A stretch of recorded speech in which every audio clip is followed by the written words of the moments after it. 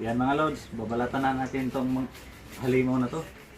Titikman natin kung anong lasa. Galing daw po ito sa Pakistan. Pakistani fruits. You know, maraming corona. Pang ano daw to sa New Year. Talagang ito lang ang pinupuntahan namin sa Pakistan para mahuli itong halimaw na to. Sa awa naman ay nakahuli din ng isa. Yun, kakatay na. Ganito parang laman nito ay medyo orange. Wow. Yun. Orange ba yan o dilaw? Ito po daw ang sabi nila ay maanghang.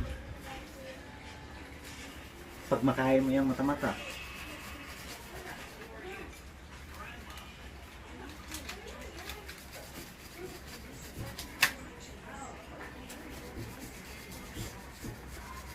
Yung iba naman, kinakagat na lang dito sa mga matitibay ang ngipin.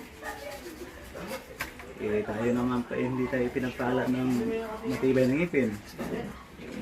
Hahanap tayo ng kutsilyo. Yan.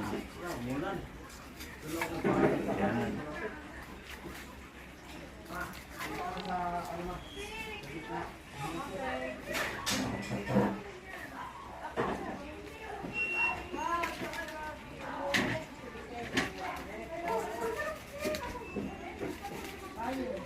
Hinaliwa ko lang mga lods kasi yung mga ganitong halimaw ay hindi daw pwede ikanan, kailangan kaliwa.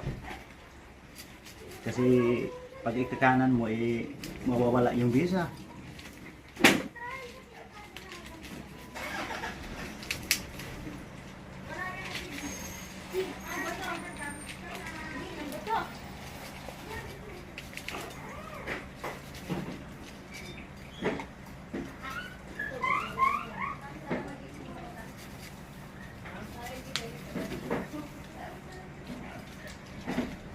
Pagkatapos mga lods, tatanggalin natin itong mga itim-itim. Ito yung mata ng halimaw. Kasi